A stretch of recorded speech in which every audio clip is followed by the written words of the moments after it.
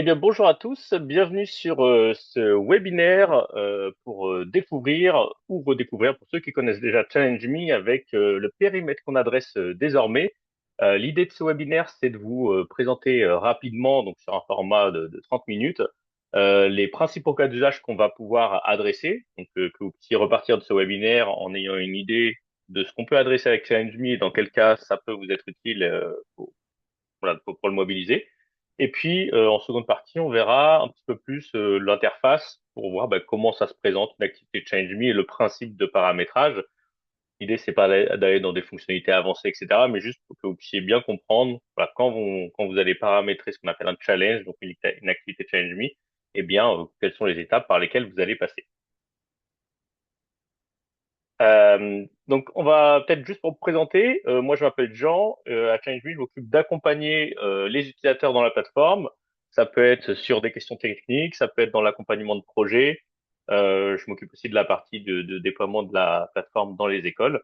Donc, si vous avez des questions, si vous avez besoin d'aide sur la mise en place de vos activités, vous pouvez faire appel à moi et à mon collègue. On est là pour vous accompagner et on prête d'ailleurs une attention particulière au support. Euh, par rapport à ChangeMe, on existe depuis 2015. On travaille avec l'enseignement supérieur exclusivement, donc école de commerce, école d'ingénieurs, université, autres types d'écoles également, en France principalement, mais aussi Suisse, Canada et Belgique. Et on s'intègre aux LMS principaux, Learning Management System, notamment Moodle, qui est utilisé par des écoles, mais aussi Blackboard, Brightspace, et puis d'autres LMS à partir du moment où ils intègrent le LTI, donc ce qui nous permet de nous intégrer aux outils. Donc je vais rentrer tout de suite dans le sujet sur ce que permet Challenge Me. Donc nous, on est une solution d'évaluation et de feedback. À la base, on nous connaît sur l'évaluation par les pairs, donc le fait de demander aux étudiants de s'évaluer entre eux, soit sur un livrable, soit entre membres d'un groupe. Et puis après, on a développé un petit peu, suite aux demandes qu'on a eues, les cas d'usage qu'on peut adresser, et on permet maintenant d'adresser des scénarios des plus simples avec des formats bien spécifiques aux plus complexes avec différentes étapes. Donc l'idée c'est de voir un petit peu tout ça. Donc au niveau des formats adressables, vous les avez devant vous. Ça va être des formats d'évaluation qu'on va pouvoir mobiliser. On va avoir l'évaluation de livrable. Donc là, vous pouvez demander aux étudiants de déposer un livrable et ensuite d'évaluer les travaux des autres. Ça peut être aussi l'enseignant qui vient évaluer. Ça peut être aussi un autre type de correcteur, un tuteur de stage, un professionnel externe, etc. Là, l'idée, c'est de permettre, alors si on reste dans le cadre de l'évaluation par les pairs, ça va être permettre aux étudiants de découvrir les travaux des autres, de progresser par la découverte de ces travaux, de recevoir des feedbacks de leurs camarades, etc. Donc, on peut s'en servir à but formatif. On a une grande part des activités qui sont utilisées à ChangeMe à but formatif, mais après, si on peut aussi s'en servir pour générer une note. Et après, la question qui peut revenir ici, c'est à quel poids de la note des étudiants va être pris en compte dans la note finale. Et ça, c'est paramétrable. De ce qu'on voit généralement, ça dépend de la capacité des étudiants à évaluer, mais le format qu'on retrouve dedans, c'est une partie de la note finale. Généralement, c'est pas toute la note, mais une partie de la note. Et après, mais c'est quand même beaucoup utilisé aussi dans un objectif de faire progresser les étudiants. Donc ça, c'est l'évaluation de livrable. Comme je dis, ça peut être entre pairs, ça peut être par l'enseignant aussi. On peut faire de l'évaluation de présentation. Donc là, il n'y a pas de livrable. Les étudiants évaluent directement des présentations réalisées en classe. Ça peut être fait en groupe, en individuel, ça c'est supporté. Là, l'idée, c'est plus d'engager les étudiants pendant les présentations pour éviter qu'ils écoutent de manière passive. Là, vraiment, on leur demande d'évaluer, de donner du feedback à leurs camarades pendant les présentations en focalisant leur attention sur les critères qui ont été définis. Donc plus en outil d'engagement quand c'est comme ça. On peut faire aussi de l'évaluation des membres du groupe. On peut faire de l'auto-évaluation également. Alors je passe un peu vite parce qu'en fait je vais développer tous ces cas juste après. On peut faire de l'évaluation de la qualité des feedbacks, donc des étudiants qui évaluent la qualité des feedbacks qu'ils ont reçus. Et enfin, on peut faire de l'évaluation des enseignements. Donc, sur l'évaluation de livrable, je l'ai développé un petit peu plus, donc j'ai passé vite cette slide. Donc, comme je vous le disais, c'est les étudiants qui déposent un travail et puis évaluent les travaux des autres, c'est évalué par les autres. On peut avoir le même format, mais en co-évaluation, c'est-à-dire que c'est l'étudiant qui dépose, mais il va être évalué par des étudiants, mais aussi par l'enseignant. C'est-à-dire que c'est pas forcément les étudiants qui évaluent, ça peut être aussi l'enseignant. Et à ce moment-là, l'idée c'est de croiser aussi les perspectives en permettant à l'étudiant d'avoir des feedbacks qui soient diversifiés. L'évaluation de présentation orale, j'en parlais juste avant, donc on a vraiment utilisé ce format-là comme outil d'engagement. Et puis après, ce que j'ai pas développé, c'était l'évaluation des membres du groupe. Donc là, l'idée, c'est que les étudiants, suite à un travail de groupe, on leur demande d'évaluer chacun de leurs camarades sur des critères comportementaux. Ça peut être la communication dans le groupe, la capacité des autres, la prise d'initiative, la qualité du travail réalisé. Ça, après, vous pouvez choisir d'utiliser les critères déjà présents dans ChangeMe ou utiliser vos propres critères. Ça, c'est vous qui décidez. Ça permet aux étudiants, ça permet aux enseignants d'identifier la dynamique de groupe, donc, comprendre quel groupe fonctionne bien ensemble, où est-ce qu'il faut intervenir, et d'identifier aussi dans un groupe qui sont ce qu'on appelle les free riders, des étudiants qui vont s'impliquer un petit peu moins que les autres dans les travaux de groupe, et aussi qui sont les meneurs. Et généralement, ce format-là permet aussi aux enseignants d'ajuster la note individuelle d'un travail de groupe à la hausse ou à la baisse en fonction de l'implication de chacun. Ça permet aussi aux étudiants de travailler sur leurs soft skills, hein. Il y a des écoles qui l'utilisent pour permettre aux étudiants d'identifier leurs forces et leurs faiblesses dans le travail de groupe. Donc, il y a plusieurs approches par rapport à ça et on peut mettre des paramétrages différents en fonction de l'objectif. Il y a c'est assez apprécié aussi par rapport au côté préventif, c'est-à-dire que si vous annoncez ce type de format avant le travail de groupe, les étudiants savent qu'ils vont être évalués sur ce format-là et vont naturellement plus s'impliquer. Je base sur les retours hein, par rapport à ça pour vous faire cette restitution, mais c'est vrai il y a une implication qui est généralement meilleure hein, d'après les retours des enseignants de la part des étudiants dans le travail de groupe lorsqu'on leur annonce en amont ce type de format. On peut faire de l'auto-évaluation. Donc là, on demande à l'étudiant de s'auto-évaluer, que ce soit sur sa contribution au groupe, ça peut être aussi sur un travail, ça peut être sur une compétence. Donc, ça dépend de ce que vous leur demandez. Donc, ce format, il peut être utilisé de façon autonome.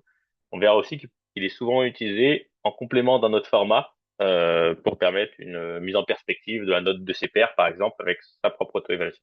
Ou alors une auto-évaluation qui est validée par l'enseignant aussi. C'est le format qu'on voit aussi.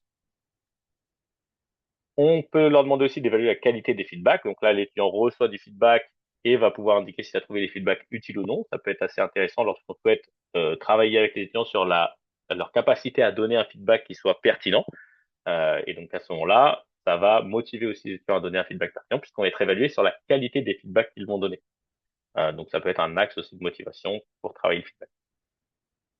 Et enfin, l'évaluation des enseignements. Donc ça, on demande aux étudiants d'évaluer les enseignements qu'ils ont reçus. Et l'idée, c'est de produire ensuite une synthèse qui soit exploitable par les enseignants pour identifier les forces, les axes d'amélioration possibles dans un cours. Donc voilà un petit peu les différents cas d'usage. Donc, si je vous remets l'ensemble des formats qu'on peut adresser, c'est ceux que je vous ai présentés. Comment ça va se présenter sur ChallengeMe? Donc en gros, dans ChallengeMe, vous allez pouvoir créer ce qu'on appelle un challenge, une activité ChallengeMe, dans lequel vous allez pouvoir inclure différents types de phases. Ces phases, vous les avez sur cette slide-là. Vous avez des phases de dépôt des travaux, des phases d'évaluation de travaux, d'évaluation des membres du groupe, d'auto-évaluation, un petit peu les formats qu'on vient de voir juste avant. Et ces phases-là, vous allez pouvoir les ordonner un petit peu de la façon dont vous le souhaitez pour répondre au scénario qui vous intéresse. Donc après, vous pouvez très bien utiliser des phases de façon autonome, si c'est juste la modalité qui vous intéresse, mais vous allez pouvoir aussi les ordonner un petit peu de la façon dont vous le souhaitez. Donc, on a des modèles de challenge clé en main, c'est-à-dire que vous avez déjà les phases paramétrées qui répondent à un cas d'usage avec un paramétrage déjà existant. Vous n'avez plus qu'à renseigner les participants et les dates souhaitées. Donc là, vous avez l'évaluation des membres du groupe, par exemple, qui est un format qui est très utilisé. On a une phase d'évaluation des membres du groupe et une phase de restitution des résultats aux étudiants. On peut avoir la même chose sur l'évaluation de livrables. À ce moment-là, on a une phase de dépôt des travaux, où on met un travail, une d'évaluation des travaux et de résultats. Pareil sur l'évaluation de présentation orale, là, il n'y a pas de dépôt. On a l'auto-évaluation qui peut être fait en une fois de façon itérative. Enfin, on a un certain nombre de modèles qui existent déjà sur ChallengeMe. Donc là, je vous en ai mis euh, quatre qui représentent des modèles qui sont les plus utilisés. Maintenant, vous en avez pas mal d'autres sur la plateforme, on le verra juste après. N'hésitez pas à regarder aussi les autres formats qu'on propose. Et puis après, on peut faire des scénarios un petit peu plus avancés. C'est-à-dire que si on a besoin si on a en tête un scénario bien précis et qu'on souhaite le mettre en place, on va pouvoir le faire en ajoutant une à une les phases qui nous intéressent. Alors, soit on part d'un modèle qu'on fait évoluer, soit on part de zéro, on dit, ben voilà, je veux prendre cette phase-là, puis ensuite je veux une autre phase, d'évaluation qui arrive, en plus une autre phase de dépôt, etc. Donc là, l'idée, c'est de vous montrer quelques scénarios avancés qu'on peut aussi avoir. Certains sont aussi disponibles sous forme de modèles, hein. Mais juste pour vous montrer un petit peu qu'on peut aussi faire des formats un petit peu plus avancés sur ChallengeLab. Donc là, on a un projet fil rouge qui, c'est un format qu'on voit souvent revenir, où on demande aux étudiants de déposer à certains moments d'un projet un livrable qui va faire partie d'un projet commun. Et ce livrable, bah, ces différents livrables vont être évalués au fur et à mesure par des enseignants, par des étudiants, par des tuteurs. Après, ça dépend du format qu'on souhaite. Là, dans mon exemple, j'ai mis des enseignants, mais vous pouvez imaginer tout autre format. Ça peut être aussi que du feedback qui sont donnés à des moments réguliers. Là, l'idée, c'est de vraiment prendre en compte l'aspect dépôt à des dates précises avec feedback sur ces dépôts-là. On peut avoir le format itératif, donc plus utiliser ChangeMe comme outil d'entraînement pour les étudiants avant une évaluation finale. Donc là, l'idée, c'est de demander aux étudiants de déposer une V1 sur laquelle ils vont recevoir du feedback de la part des étudiants, des autres étudiants. Donc il n'y a pas d'aspect de notes, hein. On peut en rajouter une si besoin, mais là, dans l'exemple, il n'y en a pas. Et puis ensuite, une fois qu'ils ont reçu ces feedbacks-là, ils peuvent consulter les résultats et déposer une V2 qui prennent en compte les feedbacks qu'ils ont reçus de la part de leurs camarades. Sur cette V2, ils seront par contre évalués par le ou les enseignants. Et l'idée, c'est que cette V2 soit du coup plus pertinente par rapport au feedback reçu lors de la première phase de feedback. C'est un format qu'on retrouve aussi régulièrement, donc le fait d'utiliser ChallengeMe comme outil d'entraînement avant une évaluation finale. Après, libre à vous d'utiliser ChallengeMe uniquement pour la partie entraînement et ou pour la partie évaluation. Les deux sont possibles. Vous pouvez bien dire, bah, je fais la partie uniquement évaluation et enfin feedback entre pairs dans ChallengeMe, puis vous faites l'évaluation finale en dehors de ChallengeMe si les process font que vous devez le faire en dehors. Et après, si c'est possible, si le faire dans ChallengeMe, ce qui permet aussi à l'étudiant de tout avoir au même endroit. Ensuite, c'est aussi pas mal utilisé lors de hackathons où il y a différents types de correcteurs qui peuvent être, enfin différents types de correcteurs qui peuvent être amenés à donner du feedback ou évaluer les camarades. Donc là, dans cet exemple, c'était de montrer que les étudiants peuvent très bien déposer un livrable sur lequel ils vont avoir du feedback de la part de leur tuteur et de la part d'autres étudiants. Ensuite, on demande aux étudiants de s'évaluer au sein d'un groupe. Et enfin, ils sont évalués par un jury lors d'une soutenance finale. Donc là, on combine différents formats qui peuvent du coup convenir lors d'un hackathon. On a besoin de faire intervenir différentes typologies de correcteurs. Et surtout, où il y a des groupes qui sont suivis généralement par des coachs. Et du coup, c'est vrai que ce côté formalisation des feedbacks dans un outil peut être assez pratique.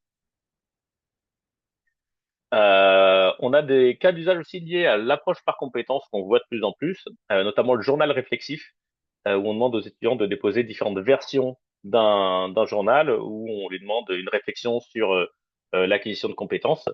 Et du coup, ce journal est évalué, reçoit du feedback de la part d'un enseignant. Ça peut être aussi du feedback par l'IA, ça peut être du feedback de l'enseignant assisté par l'IA. Donc, en fonction du temps qu'on a disponible du côté des enseignants et puis du format de feedback qu'on veut, on va pouvoir mobiliser différentes modalités là-dessus.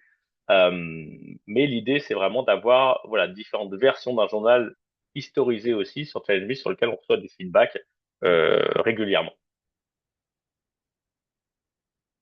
On a aussi l'évaluation d'une situation d'apprentissage par différents enseignants. Là, dans cette approche-là, dans ce format-là, on demande aux étudiants de réaliser un travail qui va mobiliser différentes connaissances, différentes ressources. Et ce même travail va être évalué par différents enseignants, chacune sur une compétence liée à la matière enseignée. Donc l'enseignant 1 va évaluer la compétence 1 sur le travail de l'étudiant, l'enseignant 2 la compétence 2, l'enseignant 3 sur la compétence 3, etc.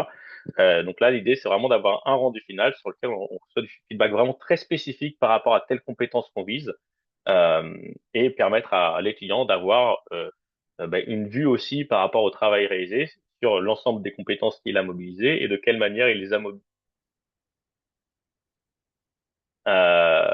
Toujours dans le cadre de l'approche par compétences, on a aussi l'évaluation de portfolio qu'on voit arriver de plus en plus, où les étudiants doivent déposer des livrables sur des phases de dépôt et associé à chaque phase de dépôt, on leur demande une auto-évaluation par rapport à telles compétences qui sont mobilisées par rapport au dépôt qu'ils ont posé. là, on a dépôt d'épreuve 1, auto-évaluation sur la compétence 1, pareil pour dépôt d'épreuve 2, évaluation de compétence 2, etc. Et après, ces auto-évaluations vont être validées par l'enseignant, qui peut être aussi là assisté par l'IA pour aider à cette validation des auto-évaluations et permettre à l'étudiant de recevoir du feedback sur bah, sa réflexion, sur son développement de compétences. On a aussi un format qu'on aime bien présenter aujourd'hui, puisqu'on le trouve assez intéressant, notamment aussi au niveau de l'approche par compétences, qu'on a appelé la situation à choix multiples, on va dire, une version améliorée du QCM, où là, on va demander à l'étudiant, on va présenter à l'étudiant une situation professionnelle sur laquelle il peut y avoir différentes réponses. Il n'y a pas une bonne réponse, il y a plusieurs, toutes les réponses sont justifiables. Mais chaque réponse va refléter un certain niveau de compétence avec des points forts et puis des points de vigilance. Et là, l'idée, c'est de permettre à l'étudiant de venir justifier un petit peu, voilà, par rapport à telle ou telle situation, comment lui réagirait. Donc déjà, pousser la réflexivité de l'étudiant. Et ensuite, une fois qu'il a sélectionné l'option qui l'intéresse, ajouter un petit commentaire pour venir justifier pourquoi est-ce qu'il a sélectionné telle ou telle approche. Une fois que l'étudiant déjà, il y a la partie réflexive côté étudiant où il va réfléchir sur les différentes situations qu'on lui propose et bien comment est-ce que lui réagirait, l'option qu'il va choisir et la justification. Et puis derrière, il y a ce qui est intéressant, c'est qu'on peut avoir aussi activé l'agent IA qui va lui donner un retour après sur la façon dont il a répondu aux questions, avec quels sont les points forts qui ressortent de son profil par rapport à ce qu'il a renseigné, et puis quels sont les points de vigilance à prendre en compte, et ce qu'il faudrait éventuellement travailler par rapport à ce qu'il a renseigné. Ce qui est intéressant là, c'est que comme il n'y a pas de bonne ou de mauvaise réponse, on a envie de dire, c'est que ça va résister à tout ce qui est correction par l'IA, etc. Parce que là, c'est plus une partie réflexive côté étudiant qu'on va demander. Donc ça, c'est vrai que c'est un format, si ça vous intéresse de le développer, c'est quelque chose qui est assez nouveau qu'on a mis en place.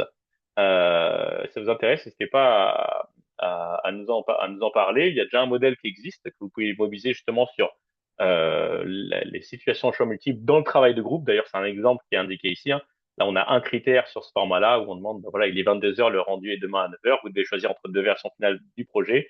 Version A plus sur mais classique, version B plus originale mais plus risquée. Impossible de joindre tous les membres du groupe. Et à partir de là, on propose 5 options. Et après, donc là, il y en a un sur le modèle qu'on propose. Il y en a 6 ou 7, je crois. Maintenant, on peut répliquer ce format-là sur d'autres situations, sur l'usage de l'IA, par exemple. Bon, vraiment toutes les thématiques possibles. Euh, et si vous avez déjà des QCM existants, on peut, si vous les transformer dans ce format-là, on a fait un petit agent IA qui permet de les transformer. Donc, n'hésitez pas, voilà, si vous êtes curieux de tester cette approche. J'ai parlé pas mal d'agents IA sur cette présentation, donc peut-être c'est intéressant de parler aussi de quoi il s'agit. Au fait, dans ChangeMe, vous l'avez compris, il y a différentes phases qu'on peut mobiliser. Et au fait, dans ces phases-là, on peut activer des agents IA si on le souhaite, hein. Donc, il y a plein de challenges qui sont utilisés sans les agents IA, mais il est aussi possible d'activer des agents IA pour permettre d'enrichir l'expérience. Donc, ce qu'il faut retenir, c'est que un agent IA dans ChangeMe il va avoir une mission bien précise, qu'il va utiliser dans un contexte bien précis. C'est pas un agent conversationnel, c'est un agent qu'on va pouvoir mobiliser au clic. Donc, l'étudiant n'aura pas la possibilité de converser avec l'agent, et simplement de faire appel à lui à un moment bien précis.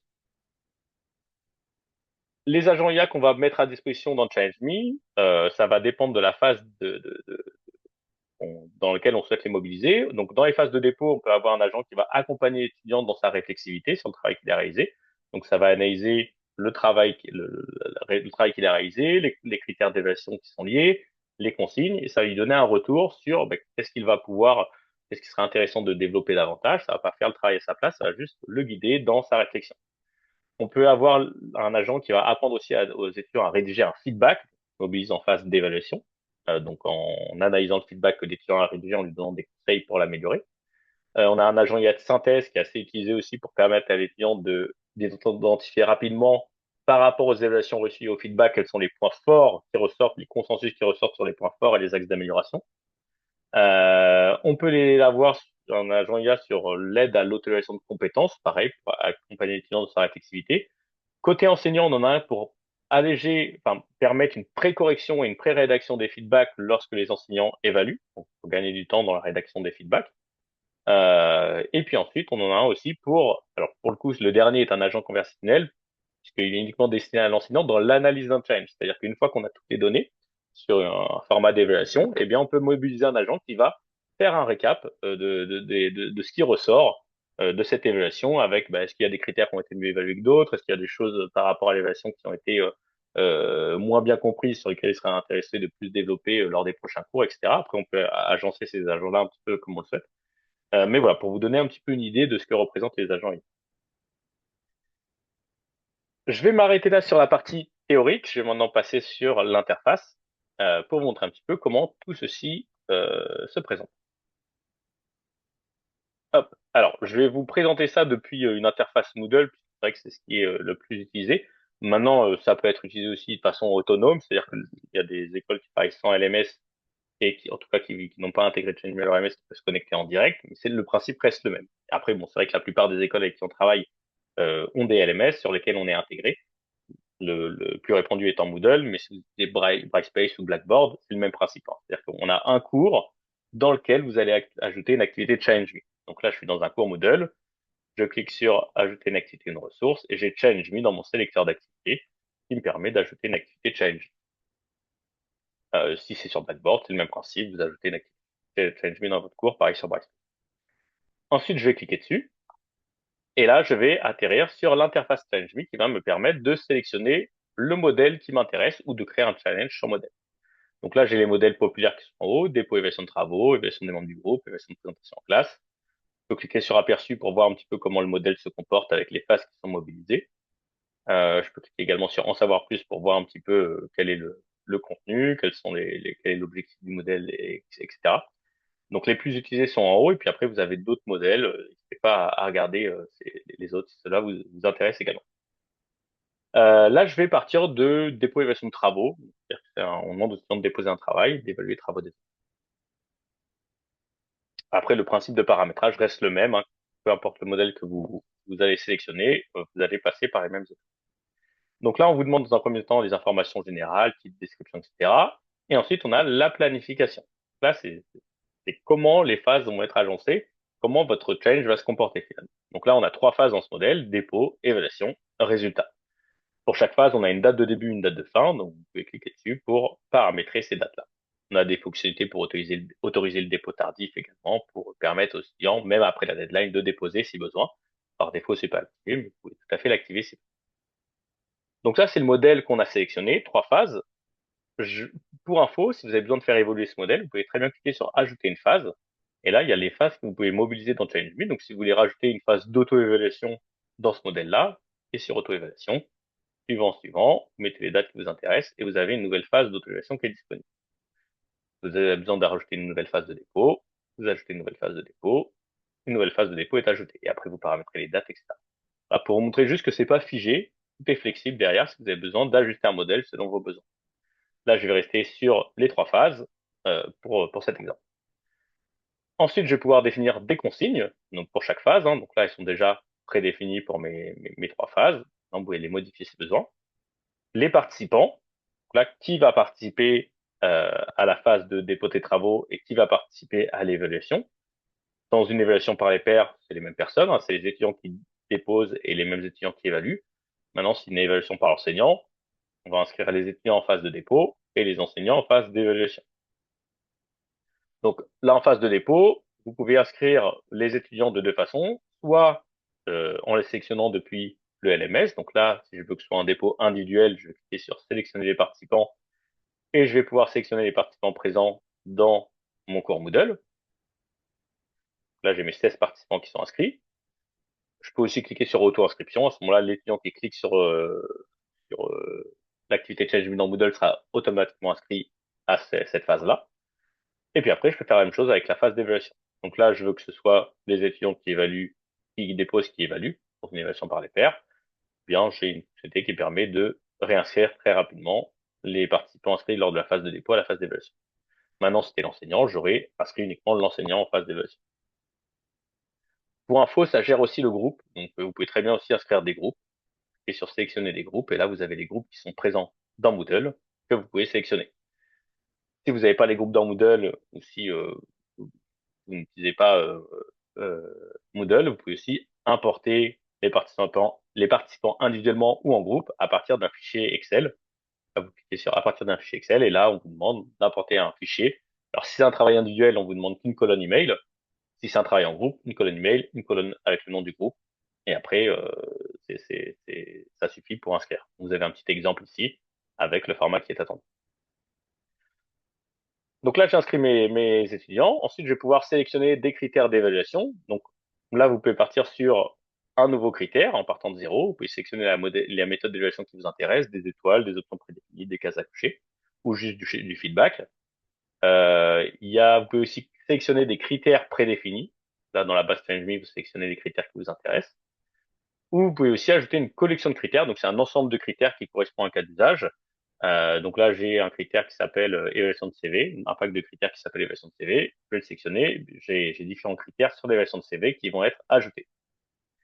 Je peux bien évidemment modifier ces critères. Hein. S'ils ne me plaisent pas, je peux les éditer si besoin. Et après, j'ai un champ de feedback à la fin que je peux laisser, que je peux désactiver, le rendre obligatoire, etc. Pour chaque critère, on peut aussi activer des champs de feedback si besoin. Si on souhaite que, pour pertinence des informations du CV, on puisse donner la possibilité à l'étudiant de mettre un feedback, c'est possible. Ça, je vais l'enlever, mais sachez que c'est possible. Donc voilà, ce qu'il faut retenir, c'est que on peut sélectionner des critères depuis la base TNJMI, ou alors on peut créer ses propres critères dans cette section. Il y a des modèles sur lesquels les critères sont déjà intégrés. Celui-ci, il n'y en avait pas, mais sur les versions très groupe, vous avez déjà des modèles, des critères qui sont proposés.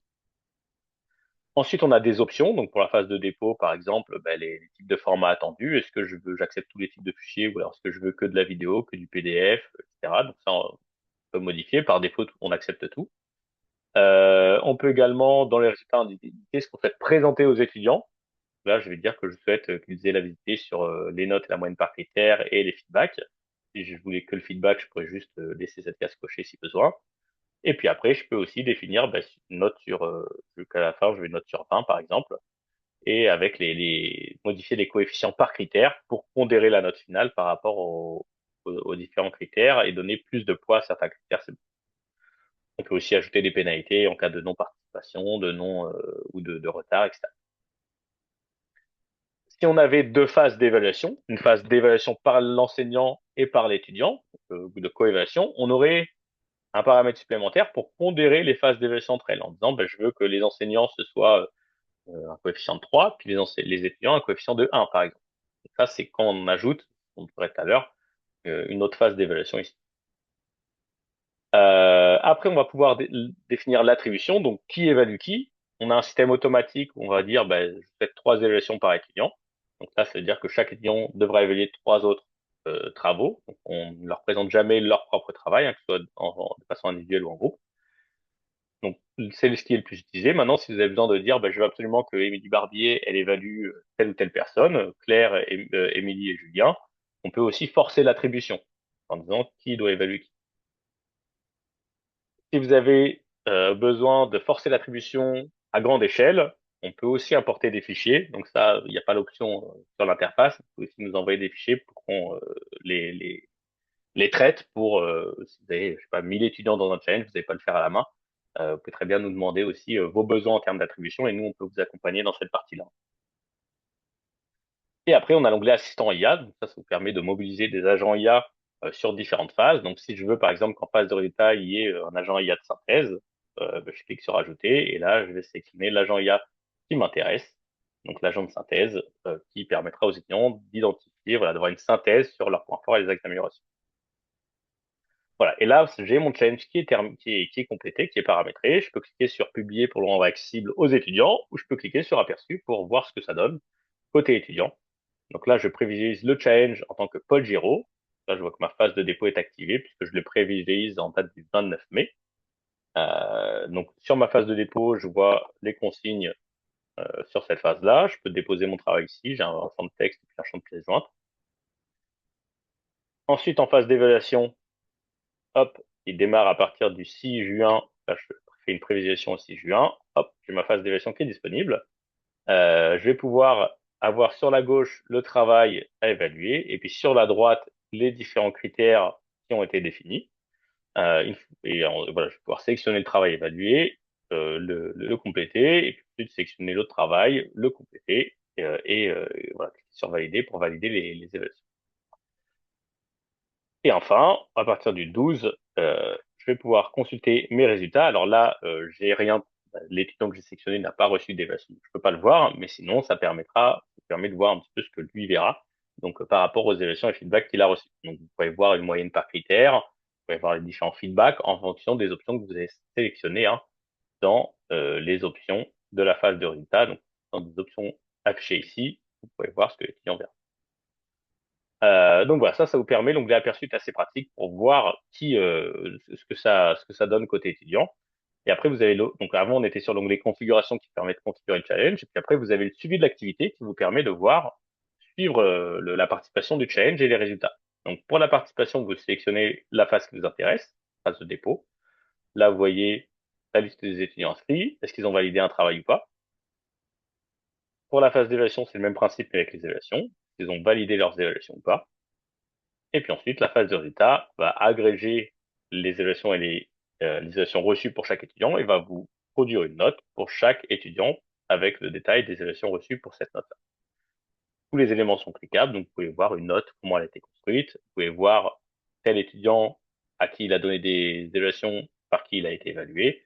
Voilà, vous pouvez vraiment tout voir ici. Vous pouvez modifier les évaluations, les éditer, les invalider, les supprimer.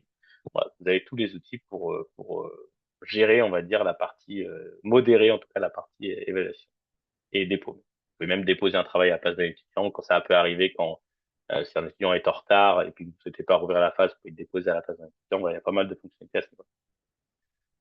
Vous pouvez aussi exporter les données au format Excel si vous souhaitez avoir des données de participation ou même les résultats par étudiant en format Excel. Vous cliquez sur exporter, vous avez toutes les données qui sont exportées dans un fichier Excel.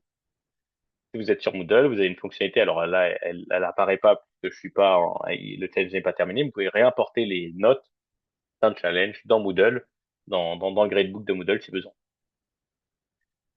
Donc voilà un petit peu sur comment ça se passe côté interface.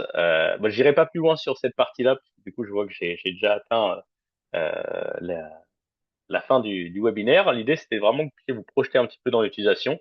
Donc, en première partie, d'identifier les cas d'usage qui sont intéressants, donc à développer sur ChangeMe. Puis en seconde partie, on a vu les interfaces.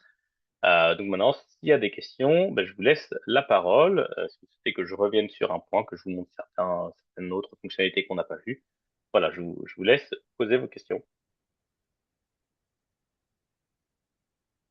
Alors, je vois que Delphine a une question. Je vous laisse. Oui, bonjour. J'avais juste une question. Vous avez annoncé en début du webinaire que vous travaillez exclusivement avec les écoles du supérieur. Est-ce que vous Oui, avez vocation à vous étendre sur d'autres écoles du niveau secondaire? Alors en fait, juste pour vous expliquer, moi je représente le réseau de l'enseignement agricole public sur toute la Normandie. Et d'accord, en fait, on a des diplômes qui vont jusqu'au bachelor et on travaille, enfin, l'école qui diplôme, ce sont des écoles du supérieur, mais la formation, elle est mise en œuvre dans nos établissements techniques. Et donc, d'accord. est-ce qu'on peut, par le biais peut-être finalement de ces écoles-là, des écoles du Sud, donc qui sont AgroParisTech ou Unilassal ou Oui. des universités Normandie, est-ce qu'on peut prétendre aussi à utiliser Challenge Me, même si la mise en œuvre, elle n'est pas faite dans les écoles du sup, pour le coup. Alors, quand je dis qu'on travaille exclusivement avec l'enseignement supérieur, c'est vrai que c'est que l'ensemble des écoles avec qui on travaille aujourd'hui sont dans le supérieur. Maintenant, ça ne veut pas dire qu'on peut pas travailler avec d'autres écoles, hein, Ok, évidemment. Donc ça, pas de souci à ce niveau-là. ok, super, merci. On va pas bloquer l'utilisation s'il y a des cas d'usage qui peuvent se prêter. Ok. Euh, Est-ce que s'il y avait euh, d'autres questions? Merci Victoire pour votre message.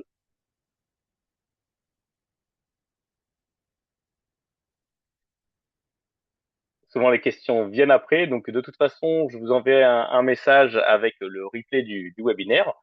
Si vous avez des questions qui vous viennent par la suite, n'hésitez pas à nous contacter par rapport à ça. Et Delphine, si vous voulez aussi qu'on prenne un moment pour parler de vous, ce qui vous intéresse, voilà, on pourra aussi prendre un point spécifique là-dessus, il n'y a aucun problème. Super, très bien, merci. Mais merci à vous et je vous dis bon appétit et j'espère à bientôt alors. Au Merci revoir. beaucoup. Au revoir. Oui, au revoir. Merci.